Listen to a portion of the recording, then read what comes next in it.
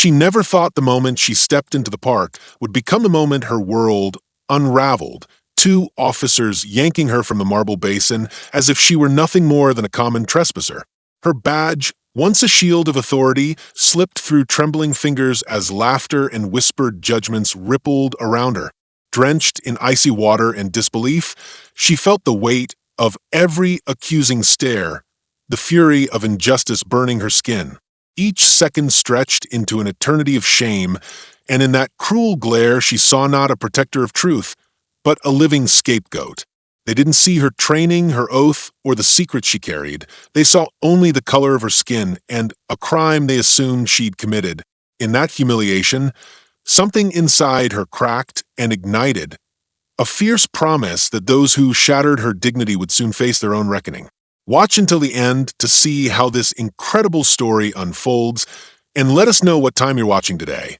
The moon hovered low over Cedar Grove, pale and watchful, when Emily Carter stepped onto the cracked pavement. Street lamps flickered as if uncertain whether to stay alive, and a soft breeze carried the scent of wet asphalt and jasmine from a row of hedges lining the sidewalk. A distant siren wailed, tension winding through the stillness like a taut string. Emily paused, hand resting on her leather jacket's zipper, feeling the chill of the night seep through her gloves. She had left the bureau's safe walls hours ago, determined to clear her mind with a walk through the quiet neighborhood she sometimes called home. Beyond her badge and her training, she was just a young woman haunted by memories of a sister lost too soon, and each night she fought the urge to let grief swallow her. Tonight, though, she carried a different burden, a tip about stolen documents, evidence of creeping corruption in the city's corridors. Emily's breath formed tiny clouds, and her boots crunched over displaced gravel. She passed the old bakery, its windows dark, but for a lone, open sign blinking into twilight as though yearning for a stranger to step inside. She thought of morning, of coffee thick with cream, of the brisk voice of her partner, Special Agent Marcus Nguyen, waiting for her report. But first, this walk, this healthful protest against burying herself in reports and interrogation rooms. A row of townhouses rose on her left, their facades painted in muted pastels, peeling paint and warped shutters betraying years of deferred care. She remembered afternoons spent here as a child, chasing her sister Lily down these same streets. Lily, with her boundless laugh, had loved the lilac bushes out front, insisting Emily help her press petals between heavy books. Sometimes Emily still found a stray petal in a drawer, brittle and brown, and her throat pinched as though she could feel Lily's warmth in that fragment. The night deepened, and Emily's phone buzzed. She glanced at the screen, unknown caller. She hesitated, thumb hovering over the accept button. On instinct, she slid it open. Agent Carter? A gravelly voice crackled. We've got a disturbance over by St. Matthew's Park. Officers are on site. Could use your... She cut in. Tell them I'm en route. In 6 minutes, the park would reveal more than she bargained for. She jogged down St. Andrews Avenue, past a row of oak trees whose branches formed skeletal silhouettes against the sky. Her heart beat in measured thumps, not from exertion, but from anticipation. This job demanded constant vigilance, mental sharpness, and iron nerves. She breathed in rhythm. In for 4, out for 6. At the park entrance, a cluster of squad cars shone like metallic beetles among the undergrowth. Red and blue lights pooled on the damp grass. She ducked beneath yellow tape marked, "Crime scene do not cross," flashing her FBI credentials to Officer Ramirez, who looked at her with tired eyes. "Agent Carter?" he asked, voice low. "You got the report?" "Only that something's happened," she said, reaching beneath her jacket for gloves. "What's the situation?" He knelt by a discarded purse and a few scattered papers, spreadsheets, phone records, ledger pages, any one of which could implicate someone important. Emily knelt beside him, studying the items. Rain from an earlier shower had kissed the edges of the pages, ink bleeding into cloudy halos. "Witness says they saw 2 officers pulling a young woman from the fountain," Ramirez explained. "They thought she was a suspect, but she might be," he swallowed, "an undercover agent." Emily's breath caught. An FBI agent in the field, unannounced, unprotected. A mistake like that could be deadly. She rose, scanning the park. The fountain lay dark, its statue of Neptune waterless and solemn. Nearby, Officers Parker and Davies stood stiffly, hands on their belts. A woman, her hair wet, eyes wide, was held against the fountain's cold stone basin. Emily stepped forward, her silhouette strong and sure beneath the lens of flashlight beams. "Back away!" Parker barked, aiming a flashlight at her face. "This is a police matter." Emily pulled her badge free, holding it flat for the light to catch.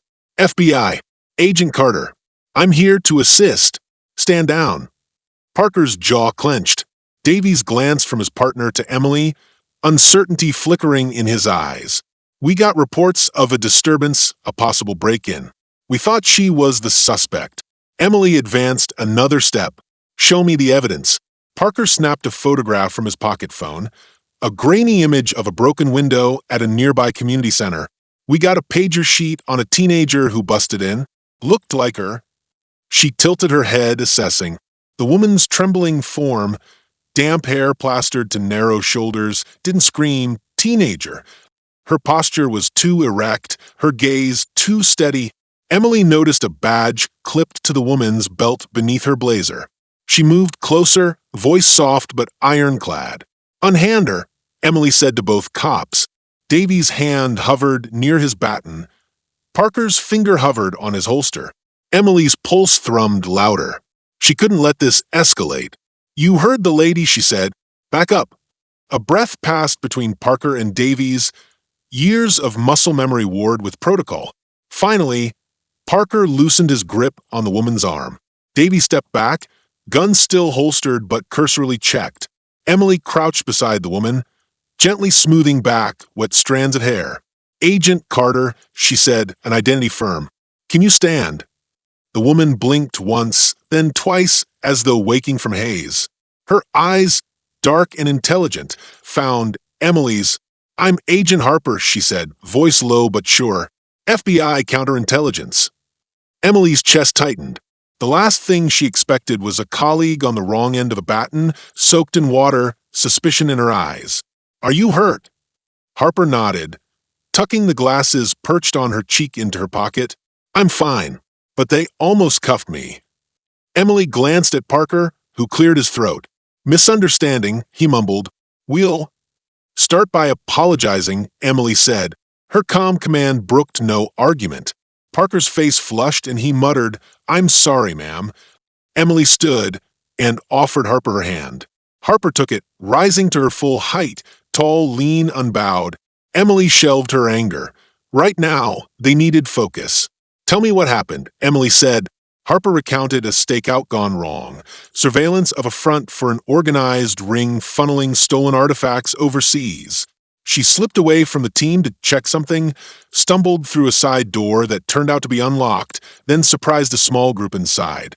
Hearing footsteps, she darted out toward the park to avoid capture. That must have looked like trespassing. Emily listened, eyes narrowing on the ledger pages. "These documents..." Harper nodded, retrieving them. "Names, dates, transactions. If we tie those to known bad actors, we have a case." Ramirez hustled over. "Dispatch says an officer wants a statement." Emily inhaled, steeling herself. "I'll handle it." She stepped away, phone to ear. "Field office to dispatch. Clear these officers and send a cruiser for a secure escort. Harper's transport is now a joint operation." She hung up and faced the group. "This stays between us until headquarters reviews it. Everyone disperse and write your reports." "Understood." Parker and Davies nodded, sheepish. Ramirez saluted smartly. Harper tucked the soaked pages into her satchel. Emily felt the first breath of relief in a trembling hour. As the officers departed, Emily and Harper remained under the fountain's cold statue. Emily reached for the brim of her baseball cap, pulling it low. The night felt thicker now, shadows pooling at the edge of the lamplight. She looked at Harper and said quietly, "You okay to drive?" Harper's shoulders sagged. "I just want to get back to the office." Emily nodded, glancing at her watch. "It's almost midnight. We'll brief you." She thought of the justice she had sworn to uphold, and she knew that in the darkness ahead, empathy and vigilance would be her greatest weapons. Tonight, the streets had almost swallowed one of their own. Tomorrow, the real hunt will begin. Emily barely slept that night. Every time she closed her eyes, she saw the cold stare of Officer Parker, the shimmering pools of light around the fountain, the drip-drip of vanished water. She woke to the first sliver of dawn around 5:45 a.m., the sky, a bruised tapestry of gray and violet.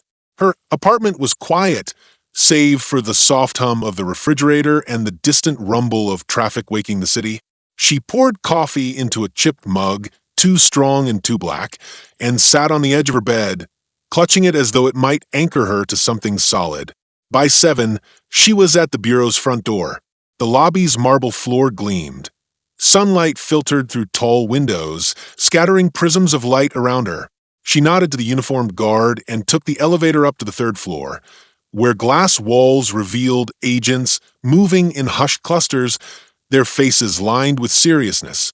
Behind her ID badge, she was Agent Carter, impartial, observer, diligent, professional. But beneath that, she carried the resentment of a sister's death, the whispered question of whether justice could ever truly be served. Inside her office, Special Agent Marcus Nguyen waited behind his desk, eyes flickering behind his coffee cup. He swallowed hard when she entered, then set the cup down with more force than intended. "Morning," he said, voice clipped. She sat across from him, unfolding her trench coat. "Tell me you've got good news." He shook his head. "It's bad and confusing." He tapped the ledger pages spread in front of him, handwritten notes and printed lines, all blurred by the overnight rain and by hurried fingerprints. Harper's intel was solid, but someone leaked to the other side. Emily's heart stuttered. How do you know it was a leak and not a surveillance malfunction? He met her eyes. Because the encryption was broken from inside. She stared down at the papers, tracing lines of faint ink. So they knew exactly when she'd leave and where she'd go. Marcus rose and paced. Someone set her up. A low whistle drifted down the corridor. Agent Dolores Kim hovered outside the door frame, arms folded. "You two sound like you're writing a thriller," she said. Her tone was light, but her eyes were sharp. "Internal Affairs wants to see this. Someone's been greasing palms, maybe more than one pair." Emily closed her eyes. "Internal Affairs?" Kim nodded. "They'll sift through emails, phone logs, the whole shebang. But from what I hear, they found an encrypted message on Harper's phone, delivered to files. Midnight. No tricks." Then it self-erased. Emily's grip on her mug tightened, knuckles whitening. So, the call to the park was phony. Marcus pointed at the ledger. That broken window. Harper had a legitimate reason to be inside, but the window was broken afterward to implicate her. Emily thought of Harper's eyes. Calm measured fierce. Someone had tried to break that calm, to tarnish that fierceness with suspicion. She felt a twist of anger and fear. "We need to know who set her up and why." Kim tapped her tablet. "We're running phone records now. But whoever it is, they know FBI protocol. They knew you'd show up." Emily leaned back. "So, they want us to play checkers while they're playing chess." Kim offered a sympathetic smile. "Welcome to the inner game." By 9 o'clock, the bullpen hummed with activity. Agents trawling through data, analysts scrutinizing blurred surveillance stills, the scent of fresh coffee mingling with nervous energy. Emily and Marcus huddled over a terminal, feeding email archives into decryption software. The screen flickered, then spit out a single new message. Timestamp 11:47 p.m. last night, sent from a bureau address. The subject line read, "Change of plan." Emily's breath caught. She clicked it open. The body was blank, but an attachment held a short audio file. She pressed play. A voice, distorted but recognizably male, said, "Don't trust Carter. She's digging too deep." Marcus whistled low. "That's someone in command." Emily's throat tightened. "Who?" Kim drifted over. "We traced the address. It bounces through 3 servers, but it originated behind our own firewall." Silence fell, thick as smoke. One by one, agents looked up, sensing the shift. Emily felt exposed, as though the ground had cracked beneath her feet. She swallowed and stood. I need to confront the chief. Minutes later, she stood outside Assistant Director Reynolds's office. His door was ajar, and she knocked, receiving a curt "come in." Reynolds sat behind a polished mahogany desk, tall stacks of case files to his right, his posture impeccable in a tailored suit. He looked up, expression unreadable. "Agent Carter," he said, voice smooth. "To what do I owe this early call?" She forced calm into her tone. "Sir, I need to know who ordered Harper's detainment yesterday. Who sent the audio message questioning my credibility?" Reynolds steepled his fingers. "You're speaking of allegations." She set the audio file on his desk. "Listen." He inclined his head, pressed play, on the speakerphone. The distorted voice echoed around the office. When it finished, he faded it to silence and steepled his fingers again. "This is serious. We'll investigate." Emily pressed on. "I want names, sir. And a secure team to work with Harper to salvage that intel. We can't afford any more ambushes." Reynolds's dark gaze held hers. "You have your team. If you can prove foul play, we'll handle it." She nodded, clenched her jaw. "Thank you, sir." As she turned to leave, he said, quietly, "Agent Carter, sometimes the battlefield looks like home. Remember that." Her hand froze on the doorknob. "Sir." He watched her with pity, or perhaps warning. "Trust is currency here. Spend it wisely." She left without another word. Outside, the hallway lights seemed colder, harsher. She strode back to the bullpen mind spinning. Trust was currency, and someone was bankrupting the bureau's coffers. At her desk, a brown envelope waited, sealed. No return address. Emily slid it open and pulled out a single photograph. Agent Harper, smiling, official headshot. On the back, scrawled in jagged ink, were two words, "Not yours." Her pulse thundered. Not yours. The message was clear. Harper belonged to someone else. Someone who wanted to claim her, control her, maybe destroy her. Emily shoved the photo into her coat pocket. She wouldn't let that happen. Not to Harper, not to herself. She sent a quick message to Marcus, "Meet me at Cedar Grove Park." Then she picked up her phone and dialed a burner number, one she used only when she needed an outside perspective away from bureau ears. "Garrison," she whispered when he answered. Garrison was a private investigator she trusted implicitly. "I need help." Within the hour, she slipped into the park under the guise of a midday stroll. Trees cast their leaves in shifting patterns of sun and shadow. She found Marcus leaning against the empty fountain, arms crossed. He nodded when he saw her. She held up the photograph. "Found this on my desk." He frowned. "Not yours." She exhaled slowly. "Someone's playing a dangerous game. They want Harper out of the picture, and they want you questioning me." He studied her. "Or testing your limits." She glared at him. "I don't play tests. I play for keeps." He pushed off the fountain and walked beside her. "What did you tell Garrison?" She tucked the photo into her satchel. "That I need surveillance on everyone in the office, especially Reynolds's inner circle." His jaw tightened. "He'll need time." Emily nodded. "Then we stall, gather our own intel. No more bureau memos. I want physical shadowing, untraceable leads." He held her gaze. "Careful, Emily. Push too hard, and we'll both be out on a limb." She glanced at the cracked edge of the fountain's basin. Smooth stone, worn by time yet unbroken. "I'd rather be on a broken limb than standing still." They walked back toward the parking lot. In the distance, a jay cried, a harsh, piercing sound. Emily felt a shiver. It was the cry of warning, of alarm. The central conflict had arrived. Inside her own agency, hidden motives festered like wounds, and betrayal was already in motion. As they parted, Emily looked back at the fountain, half in shadow now, the world tilted beneath her, uncertain yet alive. Tomorrow, she'll return to her desk, but after today, nothing would ever feel safe again. She tapped her pocket, felt the photo's sharp corner against her thigh. Whoever had left it behind wanted her rattled. Instead, they had steeled her resolve. Her status quo, Once the steady rhythm of case files, late-night stakeouts, and the occasional flash of the morning's revelation still hummed in her veins, a constant electric pulse reminding her that nothing here was as it seemed. She pressed her coffee cup to her lips, tasting bitterness and resolve. Across the room, Marcus and Gwyn rifled through file folders, his jaw set.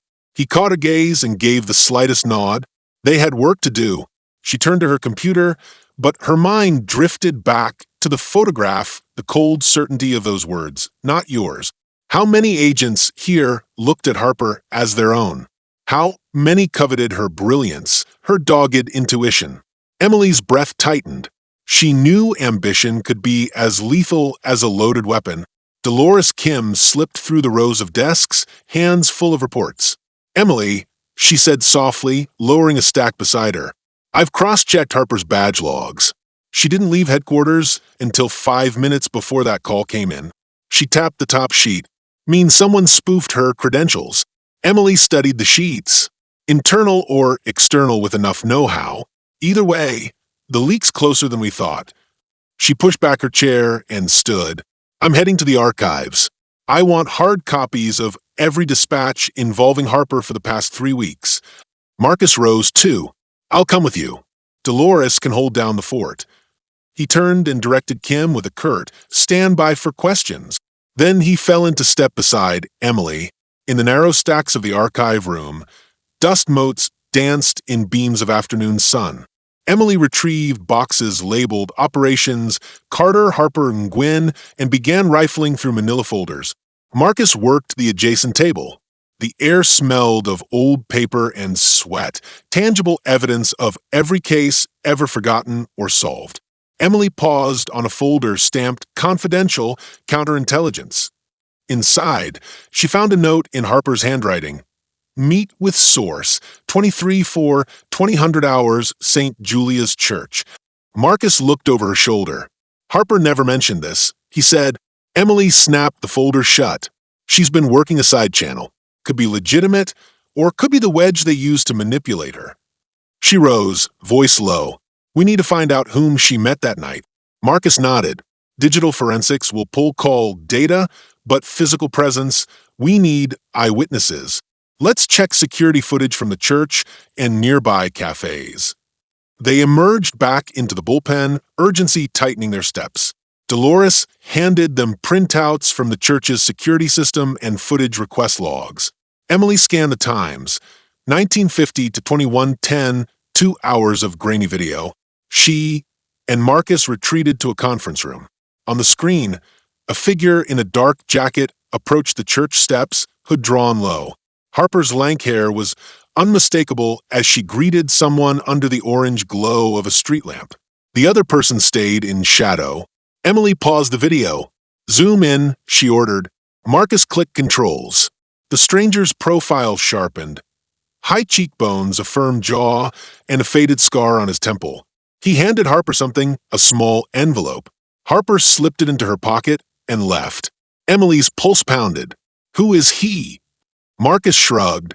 "Scanner ID, unknown. No record in our database." Emily exhaled sharply. "We expand the search.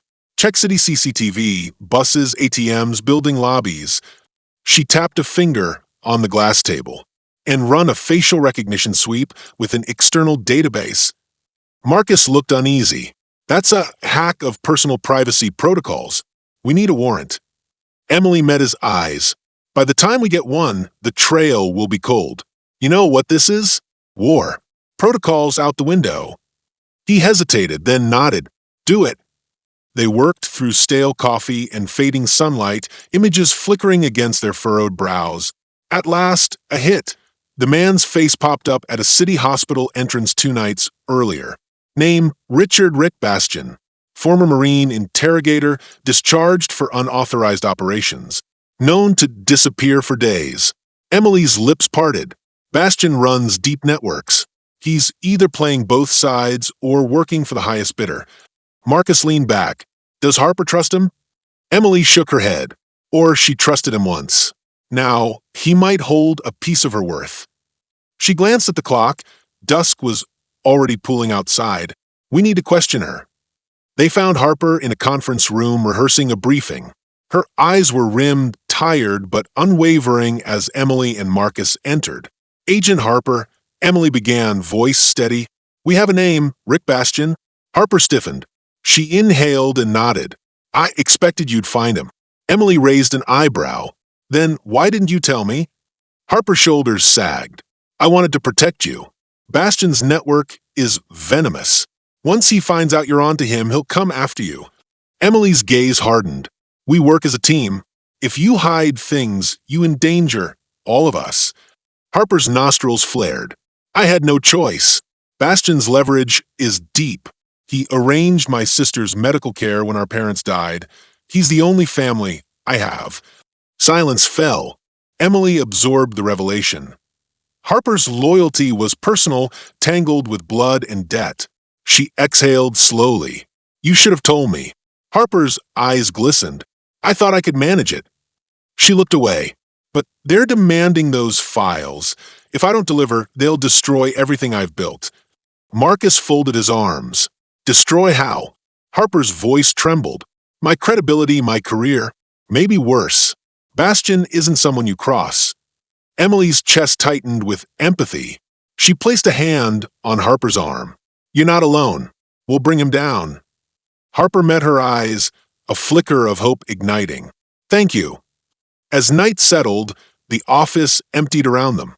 Emily, Harper, and Marcus huddled over maps and dossiers. Emily pinned a photo of Bastian's face to the board, connecting strings to locations. The church, the hospital, a cluster of safe houses. Beneath it, Harper's intel. Ledger pages forged emails, the phantom call. Every thread wove a web of deceit. They debated strategy, confront Bastian directly, lure him out, or leak false intel to flush him. Tensions rose as their differing instincts clashed. Harper advocated caution. Bastian's unpredictability was legendary.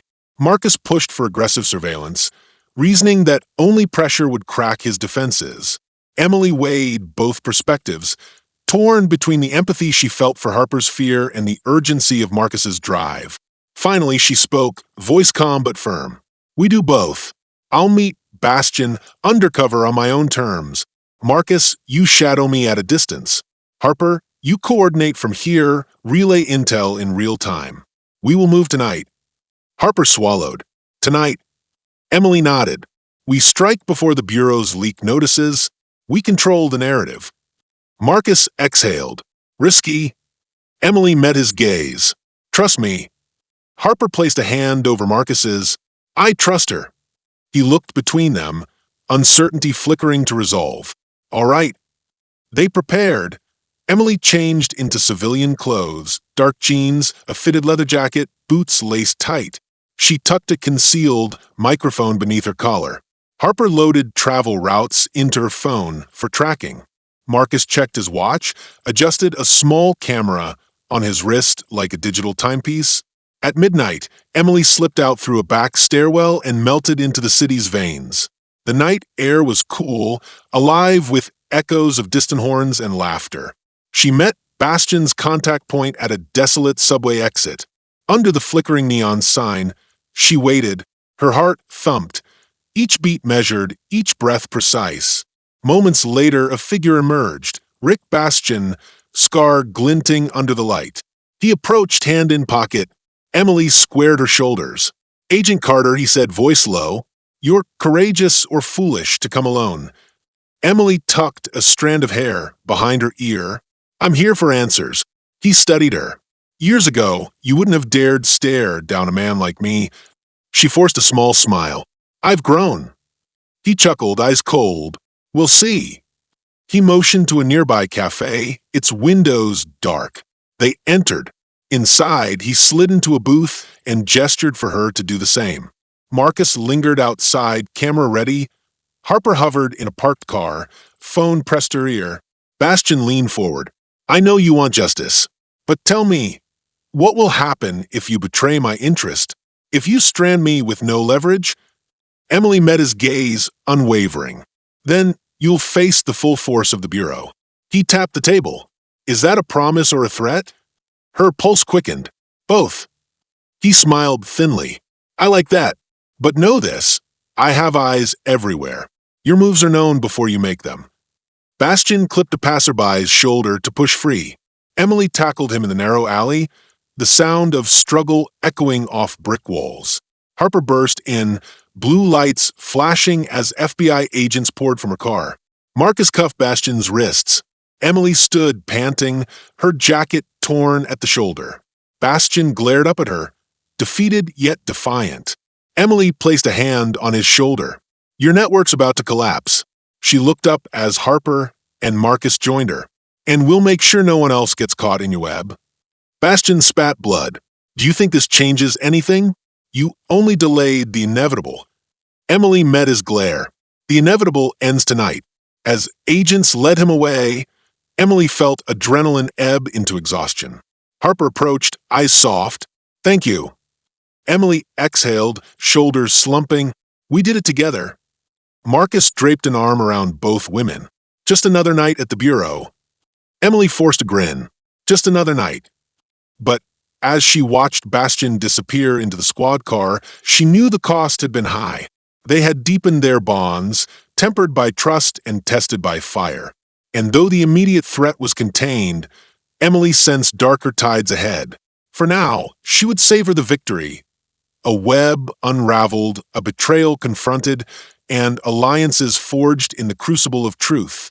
The rising action had found its crescendo, but the heart of the storm still bided its time. Emily shoved open the heavy glass door to the bullpen just past midnight, expecting empty desks and the soft hum of computers left on sleep mode. Instead, low whispers and the glow of a single monitor caught her eye down the far aisle. Her footsteps were silent on the carpet as she neared Marcus's desk, where he sat slumped forward, the blue light of his screen washing over his tense face. Papers lay scattered around him, Harper's ledger pages, printouts of encrypted emails, and a half-empty mug of cold coffee. Marcus didn't hear her approach. His shoulders shook with each breath, as though he were struggling to keep every thought from bursting out. Emily paused behind him, heart pounding. She studied the screen. It displayed a message thread she had never seen before. Deliver Carter's schedule. Tonight. No mistakes. The header was masked behind a burner account, but the language was unmistakably the same as the threats Bastian had used. Beneath it, a draft of a bureau dispatch to Internal Affairs, written in Marcus's own voice, outlining Emily's erratic behavior and unauthorized operations. Her breath caught. She cleared her throat, and Marcus spun around, eyes wide. The desk lamp tilted, revealing dark circles beneath his eyes and beads of sweat on his forehead. Emily, he began, voice cracking. She sank into the chair opposite him, fingers curling into its arms. Explain this, she said softly, nodding at the screen. His gaze darted between her and the message. He swallowed. It's not what you think. She swallowed, fighting the burn in her throat. Marcus, you're sending my personal movements to someone who tried to kill Harper. You're drafting false reports to get me suspended, maybe worse. He ran his hands through his hair, leaning back. I didn't want to. They have my family. Emily blinked. Her mind sketched back through the nights he'd stayed late, the times he'd looked at her with pleading eyes. She'd thought it was exhaustion, guilt over nearly losing Harper in the park, or frustration at the leak. She had never doubted his loyalty. Your family, she whispered. He nodded, voice hollow. Bastian. He found them. My sister, my nephew, they live in a safe house right now, but he's got them on camera. He told me, help me, or I'll tear your world apart. Emily's heart twisted. She slid forward. Why didn't you tell me? We could have protected them. He shook his head, tears welling. He said if I told anyone, he'd kill them. And Reynolds, someone on the inside, made sure any cry for help would be redirected. I tried to stall to feed him small scraps, but he always wanted more. She stared at him, torn between anger and compassion. She remembered his dry humor in tense moments, the way he'd quietly covered for her when she'd missed briefing deadlines, the shared coffees, and quiet check-ins. All that trust now felt like sand slipping through her fingers. Did you know about the phony call to the park? She asked. He winced. That was Bastian's crew. He ordered me to leak Harper's stakeout plans. He wanted her out of the way. She was too close. And then he used our own officers to humiliate her. Emily pressed her fingers to her temples as the room spun. So, you were the leak. He buried his face in his hands, shoulders trembling. I never wanted to hurt you, but I had no choice. I thought if I obeyed, they'd take the files and leave my family alone. She closed her eyes, willing her chest to stop aching. And what about tonight? Were you going to tip him off when I came to meet Bastian? He raised his head, shame in his eyes. I almost did, but when I saw you tackle Bastian, when you save Harper, I realized I had to choose. I ended the thread before sending it. Emily felt a flash of relief, quickly doused by betrayal. You knew I was in danger. You could have warned me. He stood, voice desperate. I'm sorry. I tried to find another way, but he's too smart. Every channel I used was monitored. I couldn't get help without setting off alarms. She rose too, fury sparking in her chest. So you helped him dismantle our case from the inside? He sank to his knees. I never thought he'd do more than threaten. I didn't believe he'd break into the church, frame Harper, break windows. I thought I was wrong. Emily's vision blurred. The ledger pages at the edge of his desk reminded her of Harper's pain, the near miss at the fountain, the betrayal of trust. She pictured Harper's battered calm the moment she told Emily about Bastian's leverage over her. They had bound themselves together to fight him. And here was the man standing between them. Why are you telling me now? She asked, voice raw. He looked up, eyes red. Because I couldn't live with it anymore. I saw the way you looked at me after you learned the truth. I knew you'd kill me. Emily finished. He flinched. Maybe. She backed away, the sting of his words sharper than any weapon. She breathed in the hush of the empty bullpen, the only witness to this rupture. A soft chime on the monitor startled her. Harper's name flashed in the corner of Marcus's screen. Emily, urgent. Emily closed her eyes and pointed at the unread message. Then you'd better hope this message is for me, not him. Marcus hesitated, then tapped the notification. Lines of text scrolled too fast for Emily to read. Then her eyes widened. They've got Harper, she whispered. Marcus leapt to his feet. What? No. Emily touched his arm, voice steady but icy. You fix this. He nodded, face pale. I will. I promise. She turned away, scanning the room for weapons, phones, anything she could use to track Harper. Her heart pounded so loudly she thought Harper might hear it through the walls. She marched to her desk, yanked open a drawer, and pulled out her own burner phone. Fingers trembling, she dialed the only number she trusted, Garrison's. He answered on the second ring. Carter? They have Harper, Emily said, voice strained but controlled. Find her. I'm on it. She hung up and nearly dropped the phone. Marcus returned moments later, breathless. I traced her beacon. She's at Dockside Warehouse, Sector 7. They dragged her there to extract the ledger info. Emily clenched her jaw. Then let's move. He grabbed his coat. Wait, there's more. She turned. What? He swallowed. They threatened to kill my nephew if I brought backup. If I send a team, they'll murder him. Rage coiled in Emily's chest. You need to warn them. Get your family out. His eyes glistened. They said they'd know. Emily's mind raced. The warehouse was an old shipping container yard, deserted at this hour. If she went alone, she might have a chance. But Emily had learned that even the best agent needed allies. Against her instincts, she stepped toward Marcus. We do this together, she said. No more secrets. He nodded, swallowing hard. No more. She stuffed her phone into her pocket. Okay, we go in quietly. I'll create a distraction at the west gate. He swallowed. I'll slip inside and get Harper out. She hesitated. He was wounded by his betrayal, but he was still the only man who knew the inside layout. Then we rendezvous at the loading dock. Understood. He took a deep breath. Understood. Emily grabbed her jacket from the back of her chair, slung it on, and turned toward the door. Before she crossed the threshold, she paused and looked back at Marcus. Marcus, Thank you for telling me. He nodded, eyes fixed on the floor. I'm sorry. She gave him a small, out on the street. She felt the night air sharpen her senses. Emily's breath misted in front of her as she jogged toward her car. Each step reminded her of the cost of this war, the trust shattered, the alliances tested, and the stakes raised even higher. Tonight's rescue would depend on two broken souls moving as one. And Emily Carter knew that only by confronting betrayal with unwavering resolve could she save the woman she had sworn to protect, and maybe in the process, save Marcus too. Emily felt her pulse in her throat as she crept along the warehouse's chain-link fence, the moonlight tracing jagged patterns on the concrete ground. Her leather jacket rustled softly each time she shifted her weight. Ahead, the west gate stood ajar, silent but guarded by broad-shouldered men in dark uniforms. She crouched behind a stack of empty shipping pallets, breath slow and measured, in and out. She reminded herself that panic would shatter her focus, and Marcus's life hung in the balance. Inside, muffled voices echoed off steel walls. She could almost hear Harper's steady breath somewhere down that corridor, but also the faint, terrified pleas of someone too small to contain their sons.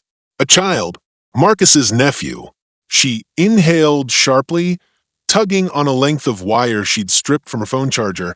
Twilight shadows turned the wire's copper core to orange fire in her hand. It was to play thief gadgetry, enough to short the gate sensor if she could find the panel. A guard rounded the corner a dozen paces ahead. Emily caught his silhouette in the gap between two crates. She pressed herself flat, every sense switched on. He paused, swiveled his flashlight beam across broken pallets, then moved on. The beam almost charged her, searching for anomalies. Emily's heart pounded. Her hands trembled just enough to betray her resolve. She forced them still and slipped closer to the sensor box, bolted to the gatepost. She pried it open, copper wires coiled like sleeping snakes inside. Her fingers worked swiftly, slicing one wire and crossing it to the neighbor. A soft pop, a surge of sparks, and the lights guarding the gate blinked out. She pressed her ear to the fence and heard the lock click. Mission half done. Inside, the corridor was dim, pierced only by flickering overhead lamps. Emily's boots made no sound on the dusty floor. Each echo felt like a pistol shot. She glanced at the map Marcus had sketched on her palm, memorized in a heartbeat. Left past the cargo elevator, then 2 turns through a tangle of containers. She swallowed. She couldn't fail Marcus's family. At the first intersection, she paused to listen. The voices, one gravelly, deep, that must be Bastion's lieutenant. The other shrill and panicked, that could be Marcus's nephew. She crept forward, throwing her weight into a container so it rattled against its neighbors. The guard spun toward the noise. Emily darted into the shadows, heart hammering, and stayed utterly still until they passed. Her breath came faster than she expected. She leaned back, eyes closed, the metal wall cold against her cheek. Every heartbeat echoed in her ears. She thought of Lily's faded petals back home, of the promise she had whispered to her sister when she died. I will protect the innocent no matter the cost. Emily pressed her palm to her heart and stepped on. Further down, she found the cargo elevator. Its metal door opened a crack. A rope from the ceiling to the control panel had been twisted. Someone had bypassed the wiring. Emily poked her head in. Inside, the platform was empty, but mud and footprints marked the floor. She traced the prints with her fingertip and felt a lump of dread. This was the route in, and possibly the escape route they planned, but for now, she had to go deeper. She pulled out her phone and tapped her earpiece. I'm at the elevator. I'll secure the exit. Marcus' status? His voice crackled in her ear, tight with worry. They've got him and the kid in the eastern storage bay. 2 guards at the door. No cameras, but the lock is reinforced. Emily let out a breath. Got it. I'll create a diversion at the elevator. She slid out and slammed the elevator door with all her strength. It banged against the frame, the clang reverberating like a dinner bell. Footsteps thundered toward her, and then another pair running from down the hall. Guards converged at the elevator, shouting orders. Emily slipped around them, sprinted past a stack of crates, and found the emergency fire panel. She yanked it open, yanked the lever. Red lights flashed, the siren roared. Alarms screamed through the building. Emily dashed down the hallway, adrenaline propelling her toward the eastern storage bay. Inside that bay, the air smelled of oil and rust. A thick steel door stood between Emily and whatever horrors awaited. She reached the control pad and saw the code was too complex to hack quickly. Her fingers hovered, mind frantic. Then her phone buzzed. A message from Marcus. "I'm inside. Help me get them out." The siren blared louder. Emily glanced around and spotted a fire extinguisher mounted on the wall. She yanked it free and pried off the nozzle, revealing wiring inside. She jammed it into the keypad slot. Sparks flew. The keypad shorted, and the door hissed open. Beyond, she saw Marcus in ill-fitting coveralls, tending to his nephew's trembling shoulders. The boy's eyes were wide, face streaked with tears. The lieutenant stood nearby, leaning against a crate, a pistol in one hand. Marcus froze when Emily stepped in, his face a mixture of relief and guilt. "Emily," he whispered. She crossed the bay, sweat stinging her eyes. "He's okay," she said softly to the boy, crouching to his level. "You're safe now." The lieutenant straightened, voice low and mocking. "Agent Carter, you're as persistent as ever." He raised his pistol. Emily stood, gaze unwavering. "Let him go." He laughed, turning toward Marcus. "You betrayed her, Nguyen. Your only way out was this. Want to explain before I decide whether to kill the boy or you?" Marcus's jaw clenched. He swallowed his shame and stepped in front of the boy, voice firm. "You don't get to choose. You're under arrest. Surrender now." The lieutenant sneered. "You tell me what an arrest is?" He raised his gun. Emily lunged forward, catching his arm mid-lift. The pistol spun from his grip, clattering on the concrete. She kicked it away, then tossed him aside in a judo throw she'd practiced years ago. He hit the ground with a grunt, groaning. Marcus rushed to the boy, scooping him into his arms. The child buried his face in Marcus's chest, sobbing. Emily watched, chest tight. This rescue, painful, messy, terrifying, was her victory. But she paid for it with every drop of fear. Behind them, guards flooded the bay, weapons raised. Harper's voice came through Emily's earpiece. "FBI, drop your weapons or we open fire." Flashing lights followed. Harper leading a team of agents through the door. The lieutenant cursed, scrambled for a knife on his belt, but an agent tackled him. Within seconds, all threats were cuffed or lying prone. Emily exhaled, knees buckling. Marcus caught her, arms steadying her. For a moment, time stood still. Only the echo of sirens and the boy's gentle whimpers filled the bay. She looked at Marcus, his face lined with regret and relief. She saw his nephew in his arms, shaking, but safe. She saw Harper enter, eyes fierce and proud. And she realized that despite the fractures, they remained a team. But Emily also felt the weight of choices made. Marcus's betrayal to protect his family, her own risky gambit to save them. She wondered how they would rebuild trust, how they would heal. The bay's cold steel walls pressed in around them, reminding her that the world outside was no kinder. She stepped forward, placing a hand on Marcus's shoulder. "Let's get them out," she said softly. "We'll sort the rest later." He nodded, voice thick. "Thank you." She offered him a small, genuine smile. Then she knelt beside the boy, brushing a strand of hair from his face. "You're safe now," she whispered. The boy nodded, eyes wide but calmer. Emily rose, brushing dust from her jeans. She glanced at Harper, who offered a nod of respect. In that glance, Emily felt the first spark of reassurance that their bond could survive even the deepest betrayals, and that together they could face whatever rose in the darkness ahead. Outside the warehouse, the night air was cool and fragrant with distant pines.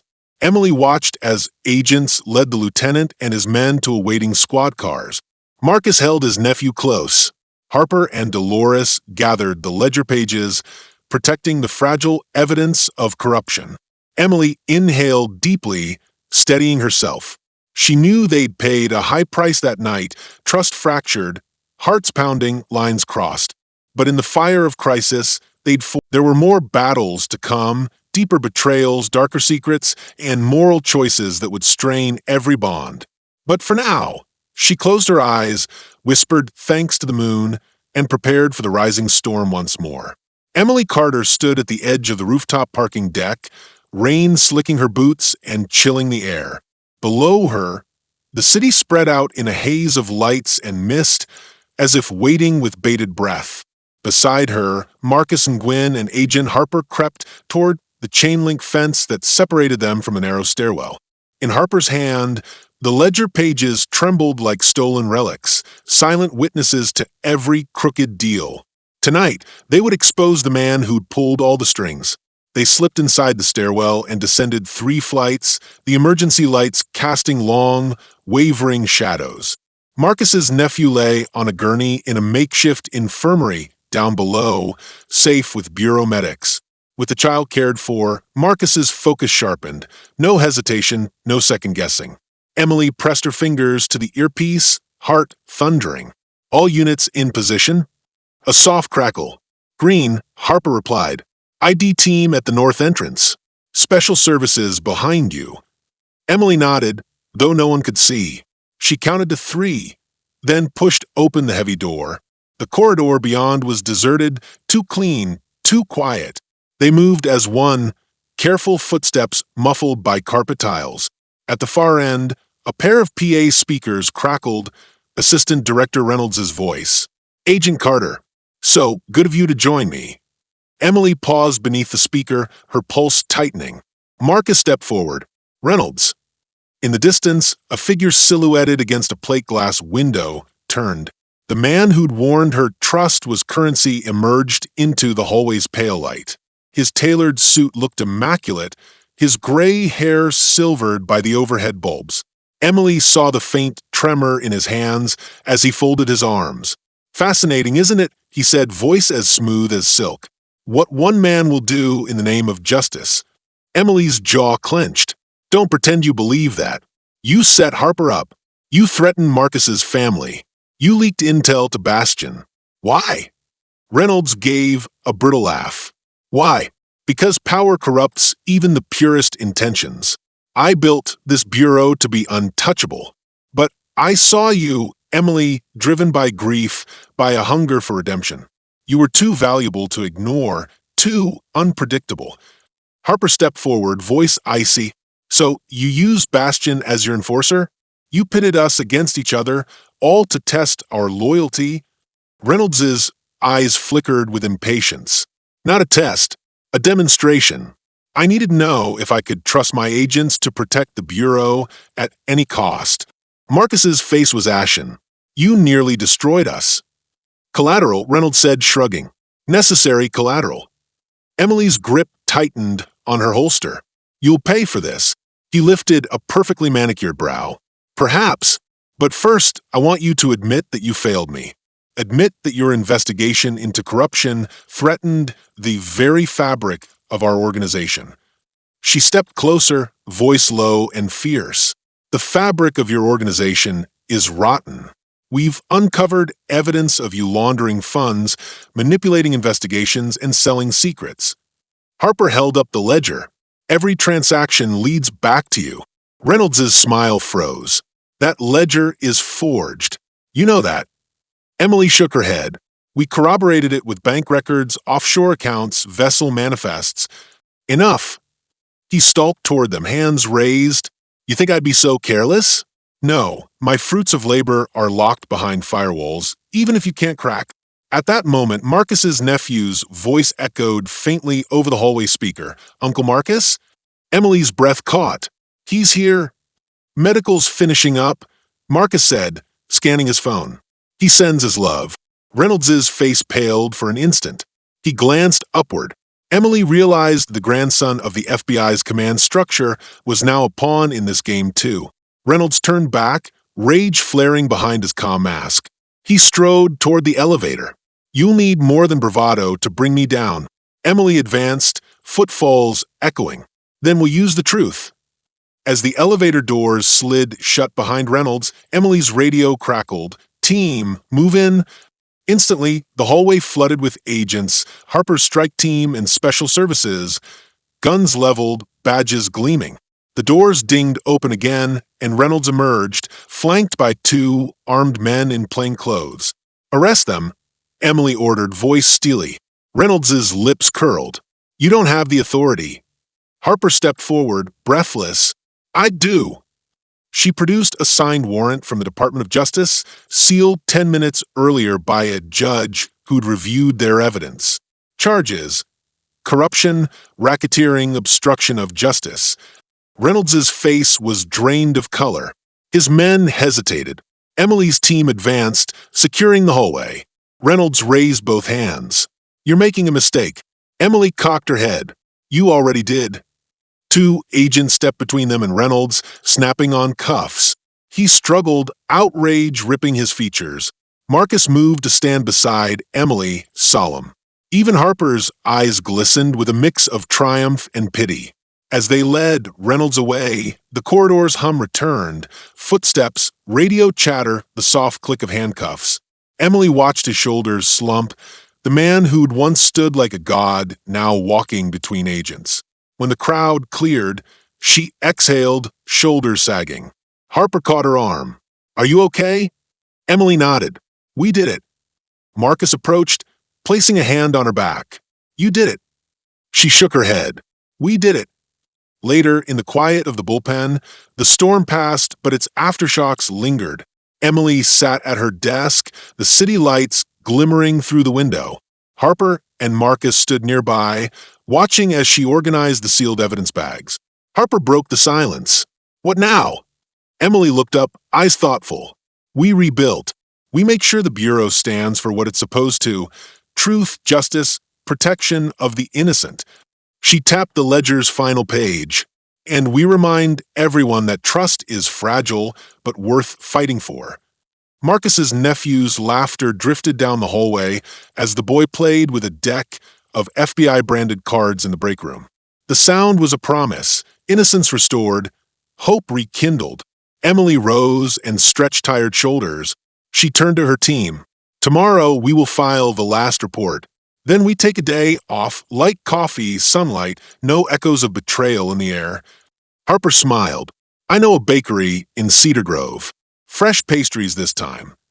Emily's lips curved into a genuine grin. "I'll hold you to that." As they walked toward the exit, the weight on Emily's chest lifted just enough for her to breathe in relief. The rain had washed the streets clean, but some stains remained, lessons learned in the dark. She glanced at Marcus and Harper, allies born of trust and trials. Under the neon exit sign, she paused.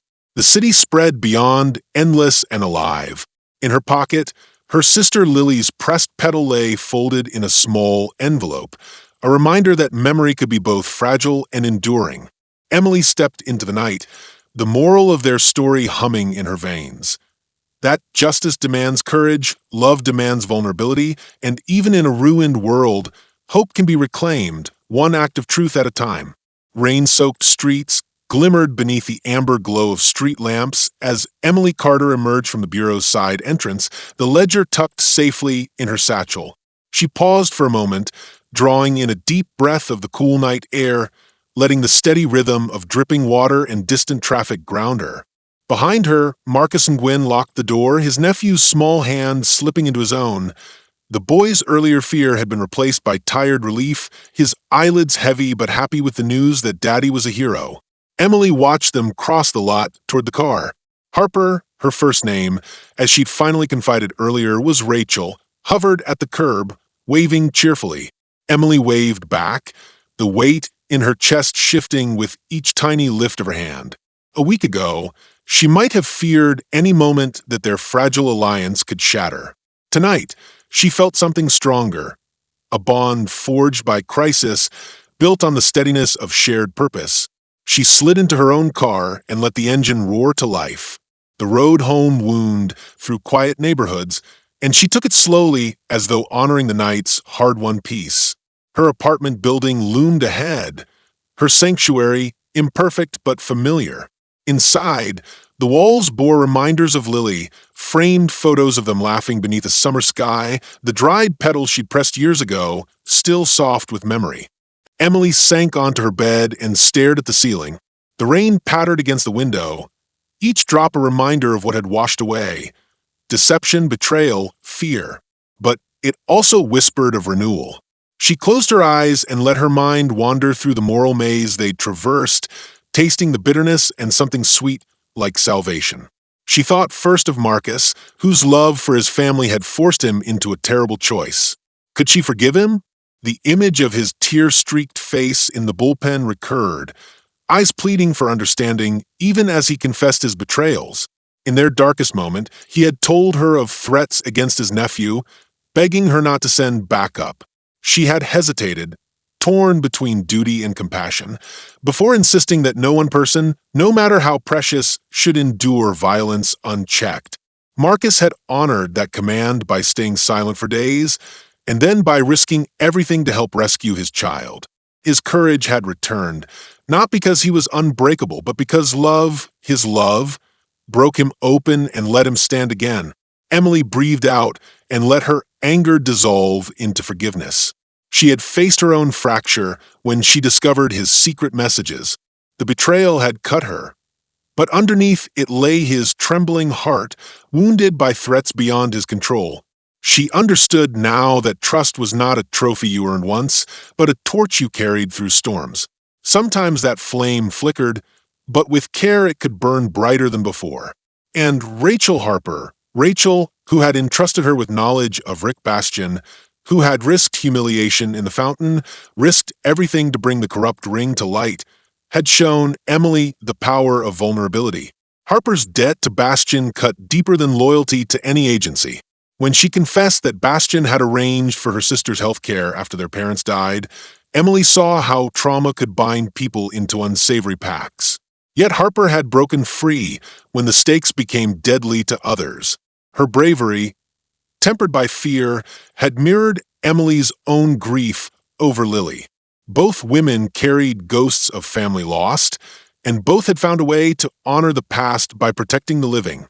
Emily sat up, the echoes of their triumphant rooftop arrest still shimmering in her mind like neon rainbows. Reynolds, the man who had prided himself on testing loyalties, had fallen by his own web of lies. The judge's warrant, the agent's bravery, the ledger's unassailable truth, all had combined to bring him down. It was justice, raw and unyielding, but still justice. The Bureau would rebuild its integrity on the rubble of his ambition. And Emily would hold her place among those determined to protect innocent lives. She rose and walked to her desk, turning on the lamp. The soft glow illuminated a blank page in her notebook. She reached for her pen and began to write, a habit she'd kept since Lily's death, scribbling letters to her sister that she never sent. Tonight, she wrote not to Lily but to herself. I am here. I stand for truth even when it trembles. I forgive, but I do not forget. Love can guide us safely through the darkness if we carry it like a lantern. I will protect it. She paused, pen hovering, and let the words settle. It was enough. She closed the notebook and set it aside. For the next 2 days, Emily joined Harper and Marcus in briefing sessions, evidence processing, and press interviews. Each time she saw the boy smile as his father lifted him high in the bullpen corridors, her heart regained a measure of peace. The Bureau's director, an outside appointee brought in to cleanse the department, praised their teamwork and tenacity. Emily accepted commendations quietly, sharing credit with those who had risked their lives. They had appended a conspiracy that threatened them all. Yet even as accolades poured in, Emily knew the moral questions would not vanish. She wondered how many other Reynoldses lurked behind closed doors, testing agents with phantom threats or manufactured crisis. She resolved to remain vigilant, to challenge authority when it veered toward injustice, and to nurture trust among colleagues before suspicion could take root. On the third morning, Harper and Marcus surprised her with fresh pastries and coffee at the bench near her favorite bakery. Emily sank her tired body onto the bench, smiling at the familiar sweetness. The three of them sat in companionable silence, savoring warmth and normalcy. Rain clouds broke to reveal pale sunlight, and the scent of jasmine, once a reminder of the park, wafted through the air. Rachel turned to Emily, smiling gently. "You look well." Emily took a bite of croissant, buttery and comforting. "I feel better than I have in months." She glanced at Marcus, who winked and nodded. "Thank you, both of you." Marcus folded his arm around his nephew's shoulders as the boy munched on a chocolate muffin. "We couldn't have done it without you leading the charge." Emily shook her head, eyes bright. "No, we did it together." She closed her eyes and leaned back against the bench, the warmth of the sun on her face. She thought of Lily's pressed petals, fragile yet protected. She thought of justice carved from chaos and of loyalty tested by fear. In that moment, she felt the full weight of her oath, to protect, to serve, and to cherish the human bonds that made the Bureau more than a bureaucracy. She opened her eyes and looked at the two people she trusted most, her partner and her friend, each bearing scars but standing proud. She knew the future would pose new trials, cases that would test their ethics, choices that would strain their compassion. But she also knew they had proven they could withstand the storm together. Emily rose, brushing crumbs from her coat. She tucked her notebook into her bag and stood. "Come on," she said, voice light. "Let's get back before the boss thinks we're slacking." They laughed, warm, genuine laughter that chased away the last of the evening shadows. As they walked back down the street, Emily felt her steps firm and certain. The ledger was locked away in evidence, Reynolds was facing justice, and the Bureau had a chance to heal. She carried within her a quiet reflection. That truth was a living thing, sustained by courage and compassion, and that even in a world of gray, the choice to act with integrity could shine like a beacon. Rain or shine, Emily Carter would answer that beacon, and with each sunrise, she would recommit herself to the fragile, beautiful work of justice and to the human hearts entrusted to her care. Share your thoughts in the comments below. If you enjoyed the story, don't forget to like it, share it with your friends, and subscribe to the channel for more meaningful stories. Thank you for watching, and see you in the next video.